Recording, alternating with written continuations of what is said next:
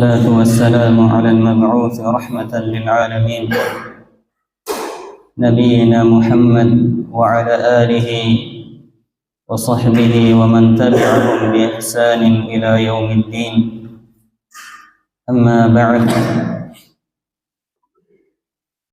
أيها الإخوة والأخوات rahimani wa rahimakumullah. Kita lanjutkan kajian kita dalam mengkaji tafsir Al-Quran Al-Karim, dan kita masih berada pada surah An-Naba,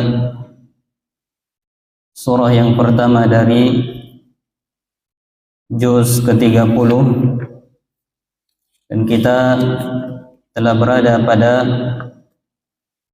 penghujung dari surah An-Naba ini, yaitu pada firman Allah Subhanahu wa ta'ala, Rabbis samawati wal ard wa ma bainahuma ar-Rahman la yamlikuna minhu khitaba yawma yaqumu ar-ruhu wal malaikatu saffan لا يتكلمون إلا من أذن له الرحمن وقال صوابا ذلك اليوم الحق فمن شاء اتخذ إلى ربه مآبا إنا أنذرناكم عذابا قريبا يوم ينظر المرء ما قدمت يداه ويقول الكافر يا ليتني كنت ترابا. Allah Subhanahu wa ta'ala berfirman di dalam ayat ini, Rabbis samawati wal ard, dialah Allah Subhanahu wa ta'ala Rabb langit dan bumi, wa ma bainahuma, dan dia pula Rabb apa yang berada di antara keduanya, dan dialah Allah Subhanahu wa ta'ala yang Maha Rahman, yang memiliki keluasan rahmat. La yamlikuna minhu khitaba, mereka sama sekali tidak dapat berbicara pada hari kiamat. Yauma yaqumur ruhu wal malaikatu saffan, itulah hari di mana malaikat Jibril dan seluruh malaikat berada di hadapan Allah Subhanahu wa ta'ala dalam keadaan bersaf-saf. La yatakallamun illa man adina lahu ar-Rahman, mereka tidak dapat berbicara kecuali siapa yang diizinkan oleh Allah Subhanahu wa ta'ala yang Maha Rahman. Wa qala sawaba, dan dia hanya bisa berkata dengan perkataan yang benar. Zalikal yaumul haq, itulah hari yang pasti terjadi. Faman syaa'a attakhadha ila rabbih ma'aba, barang siapa yang menghendaki, dia akan mencari jalan kembali kepada Rabbnya. Inna anzarnakum azaban qariba, sungguh kami peringatkan kalian terhadap azab yang sangat dekat. Yauma yanzurul mar'u ma qaddamat yadah, itulah hari di mana setiap jiwa melihat apa yang dia lakukan, apa yang dia kerjakan. Wa yaqulul kafiru ya laitani kuntu turaba, dan itulah hari pada saat di mana orang-orang kafir berkata, ya laitani kuntu turaba, duhai celakanya kami, duhai celakanya saya, seandainya saya dulu hanya menjadi sebuah tanah. Maka pada ayat-ayat ini jamaah sekalian, Allah Subhanahu wa ta'ala mengingatkan kepada kita, setelah Allah Subhanahu wa ta'ala pada ayat sebelumnya mengingatkan tentang balasan bagi orang-orang yang melampaui batas. Kemudian Allah Subhanahu wa ta'ala menyebutkan tentang balasan orang-orang yang bertakwa kepada Allah Subhanahu wa ta'ala. Maka pada ayat ini Allah Subhanahu wa ta'ala mengingatkan kepada kita akan keluasan pengaturan Allah Subhanahu wa taala, dan Allah Subhanahu wa taala mengingatkan kepada kita akan luasnya kekuasaan dan keagungan Allah Subhanahu wa taala. Allah Subhanahu wa taala berfirman di dalam ayat ini, Rabbis samawat, dialah Allah Subhanahu wa taala Rabb, pengatur, pencipta dan penguasa langit dan bumi. Allah Subhanahu wa taala selalu dan banyak mengingatkan di dalam ayat-ayat Al-Quran tentang kekuasaan, pengaturan dan luasnya kekuasaan Allah Subhanahu wa taala di dalam ayat Al-Quran.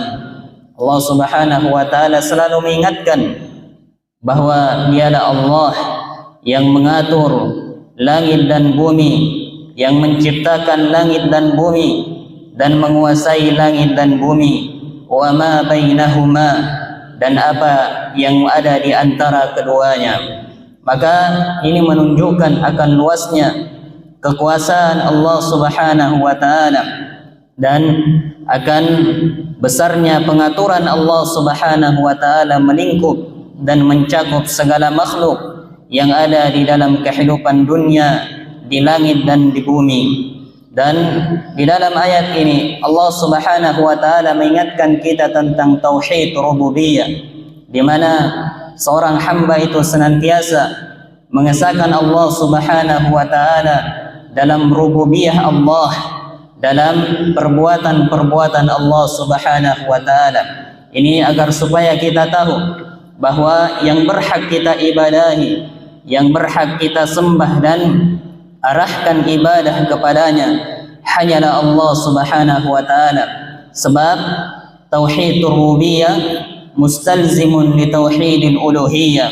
Tauhid rububiyah, tatkala seorang hamba yakin bahwa Allah Subhanahu wa taala satu-satunya pencipta yang menguasai dan mengatur segalanya, maka saat itulah mengharuskan dirinya untuk beribadah dan menyembah kepada Allah Subhanahu wa taala semata. Ini sebuah kaidah yang disebutkan oleh para ulama yang berbunyi tauhid rububiyah mustalzimun li tauhidil uluhiyah. Tauhid rububiyah itu mengharuskan seorang hanya beribadah kepada Allah, mengesahkan Allah Subhanahu wa taala dalam segala perbuatannya. Maka di dalam ayat ini kemudian Allah Subhanahu wa taala menyebutkan Rabbis samawati wal ardi wa ma bainahuma ar-Rahman. Allah Subhanahu wa taala menyebutkan nama Ar-Rahman, dan Ar-Rahman sebagaimana yang telah berlalu pada pembahasan seputar basmalah dan di dalam surah Al-Fatihah. Ar-Rahman merupakan salah satu nama dari nama-nama Allah Subhanahu wa taala yang di dalamnya terkandung salah satu sifat dari Allah Subhanahu wa taala, yaitu sifat Allah Subhanahu wa taala merahmati, mengasihi dan menyayangi hamba-hambanya. Maka pada ayat ini Allah Subhanahu wa taala mengingatkan akan luasnya rahmat Allah dan luasnya karunia dan anugerah dari Allah Subhanahu wa taala terhadap makhluk. Kemudian Allah Subhanahu wa taala pada kelanjutan ayat ini mengatakan la yamlikuna minhu khitaba. Mereka pada hari kiamat tidak dapat berbicara di hadapan Allah Subhanahu wa taala. Dan ini merupakan salah satu dari kekuasaan Allah Subhanahu wa taala di mana para hamba tidak dapat berbicara di hadapan Allah Subhanahu wa taala. Kemudian pada ayat berikutnya Allah Subhanahu wa taala berfirman, "Yauma yaqumur ruhu wal malaikatu saffan." Pada hari kiamat tatkala manusia berkumpul di padang mahsyar, itulah waktu di mana juga malaikat Jibril dan para malaikat itu berdiri di hadapan Allah Subhanahu wa taala dalam keadaan bersaf-saf, berbaris-baris. Allah Subhanahu wa taala menyebutkan malaikat Jibril alaihi salam dengan kata ar-ruh, sebab beliau dialah yang menjadi malaikat yang membawa tugas untuk menyampaikan wahyu kepada para rasul. Di dalam ayat yang lain Allah Subhanahu wa taala menyebutkan tentang malaikat Jibril alaihi salam. Kata Allah Subhanahu wa taala, "Wa innahu latanzilu rabbil alamin, nazala bihi ar-ruhul amin." Allah Subhanahu wa taala berfirman, dan sesungguhnya Al-Qur'an itu merupakan kitab yang diturunkan dari Rabb al-alamin.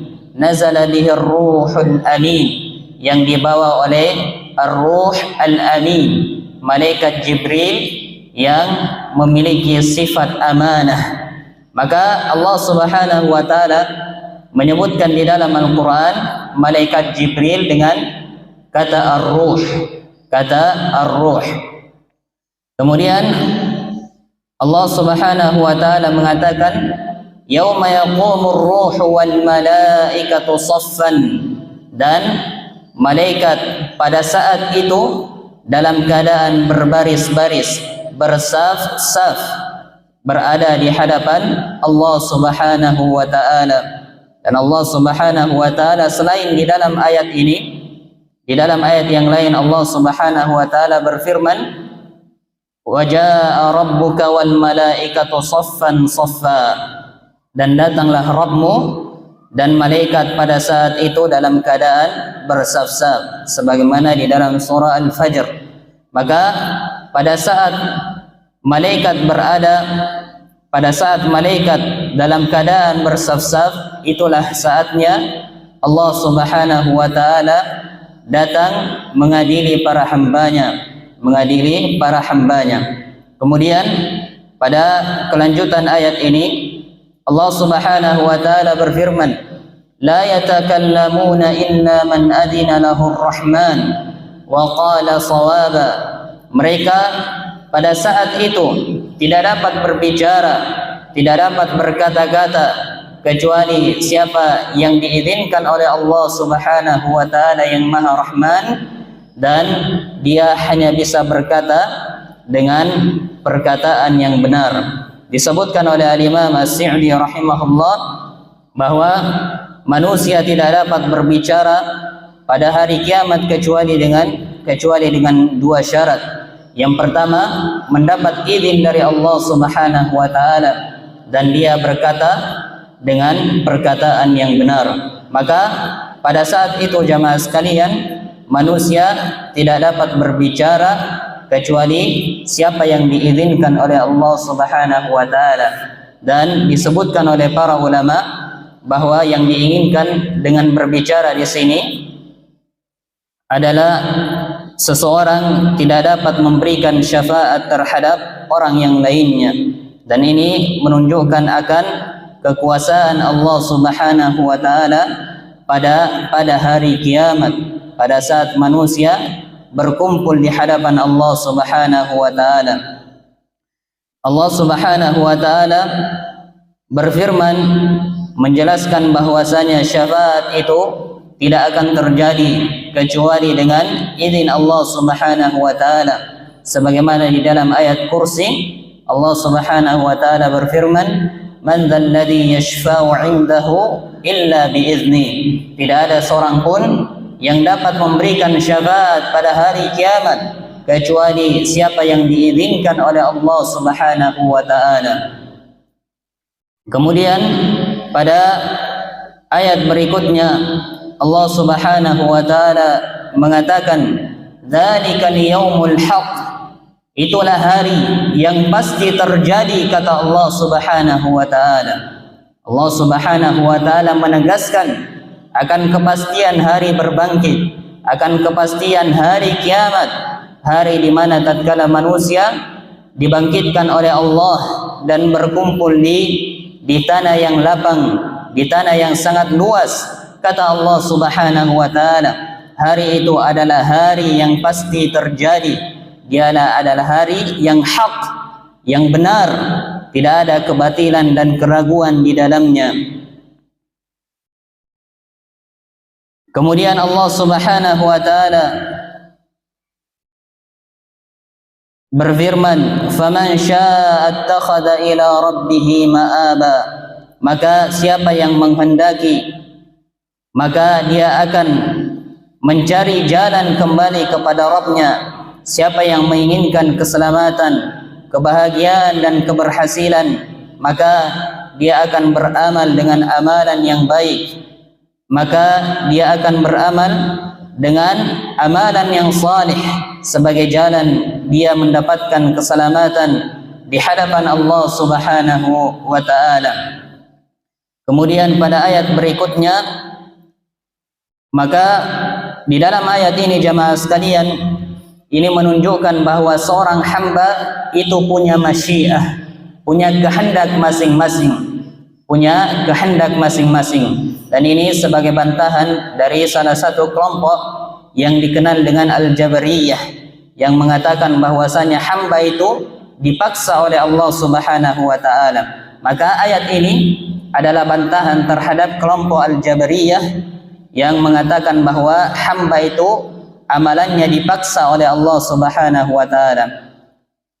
Sementara Allah Subhanahu wa taala menegaskan bahwasanya seorang hamba itu beramal itu sesuai dengan kehendaknya masing-masing. Maka tidak ada hujjah di hadapan Allah Subhanahu wa taala tatkala dia datang berhujjah di hadapan Allah Subhanahu wa taala, karena apa yang dilakukan oleh hamba itu atas dasar keinginannya, atas dasar masyiahnya, atas dasar kehendaknya masing-masing. Sehingga ketika dia berbuat dosa itu karena kehendak dan keinginannya masing-masing. Maka tidak ada hujjah di hadapan Allah Subhanahu wa taala pada hari kiamat.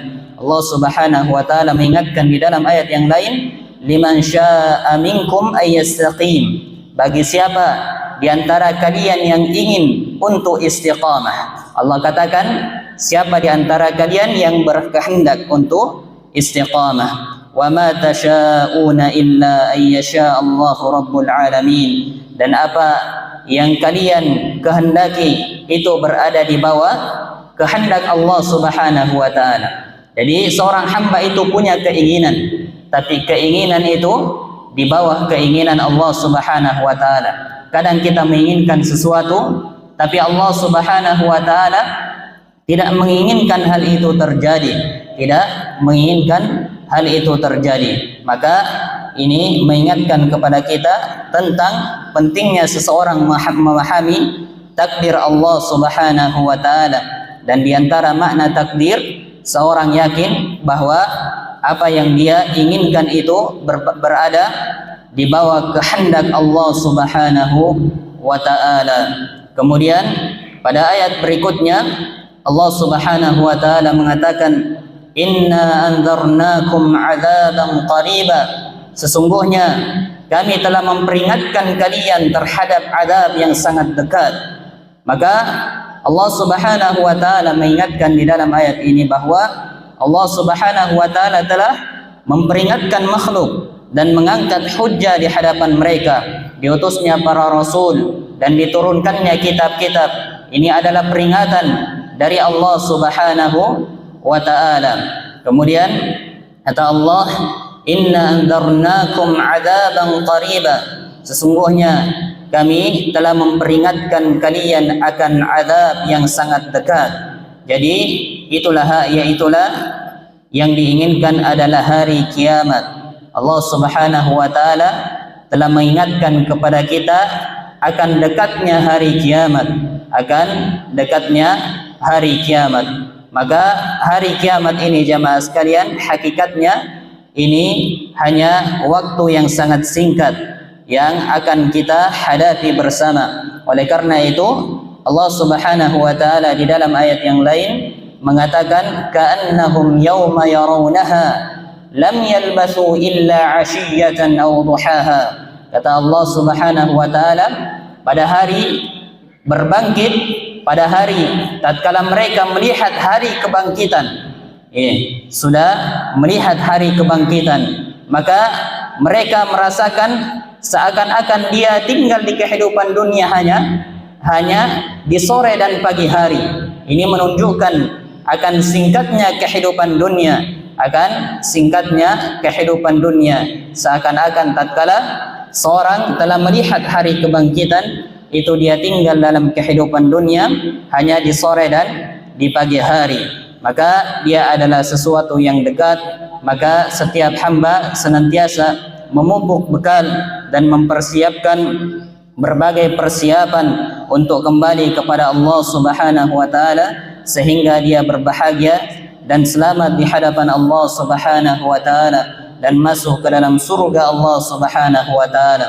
Kemudian Allah Subhanahu wa taala mengatakan, yauma yanzurul mar'u ma qaddamat yadah. Pada hari kiamat manusia, seorang jiwa, maka setiap jiwa itu akan melihat amalan, pekerjaan, apa yang dia lakukan di dalam kehidupan dunia. Maka ini adalah peringatan besar bagi kita bahwa setiap amalan itu kita akan lihat pada hari kiamat. Allah Subhanahu wa taala berfirman di dalam ayat yang lain, yauma tajidu kullu nafsin ma 'amilat min khairin muhdara. Pada hari di mana setiap jiwa akan mendapatkan apa yang dia lakukan dari kebaikan itu hadir di hadapannya. Telah dicatat oleh Allah Subhanahu wa taala dari seorang malaikat yang ditugaskan oleh Allah mencatat amalan manusia, baik itu kebaikan maupun keburukan. Wa ma 'amilat min su', dan apa yang dia kerjakan dari kejelekan. Tawaddu law anna bainaha wa bainahu amadan ba'ida. Itulah hari di mana dia sangat ingin, cinta, jikalau seandainya ada antara dirinya dengan melihat amalannya itu waktu yang sangat jauh. Dan Allah Subhanahu wa taala berfirman di dalam ayat yang lain, faman ya'mal mithqala dzarratin khairan yarah. Barang siapa yang beramal dengan amalan seberat biji zarrah, maka berupa kebaikan, maka pasti dia akan lihat pada hari kiamat. Wa may ya'mal mithqala dzarratin syarran yarah. Dan barang siapa yang beramal kejelekan seberat biji zarrah, maka pasti dia akan melihat pada hari kiamat. Maka ini jamaah sekalian adalah ayat yang sangat menakutkan dan ayat yang sangat memperingatkan kita akan catatan amalan perbuatan kita di hadapan Allah Subhanahu wa taala. Dan Allah Subhanahu wa taala akan mengatakan kepada para hamba untuk membaca kitabnya masing-masing pada hari kiamat. Allah Subhanahu wa taala berfirman di dalam surah Al-Isra, "Iqra kitabak." Bacalah catatan amalmu sendiri.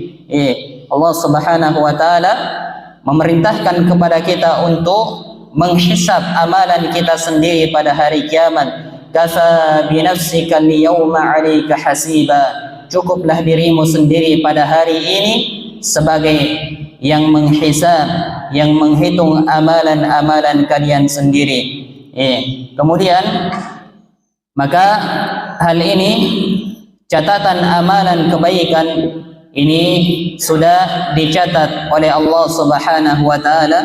Demikian pula catatan amalan keburukan telah dicatat oleh Allah Subhanahu wa taala. Dan ini salah satu makna dari makna takdir, di mana setiap amalan itu dicatat oleh Allah Subhanahu wa taala. Kemudian di akhir ayat Allah Subhanahu wa taala berfirman, wa yaqulul kafiru ya laitani kuntu turaba. Pada hari itu berkatalah orang-orang kafir, ya laitani kuntu turaba. Duhai celakanya saya, seandainya saya ini hanya menjadi tanah saja.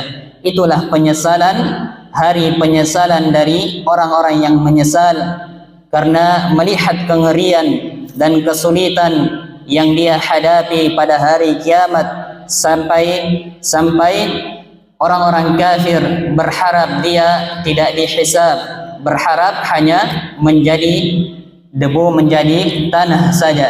sebagaimana itu hewan-hewan ketika Allah Subhanahu wa taala tidak menghisab, tapi hanya dijadikan sebagai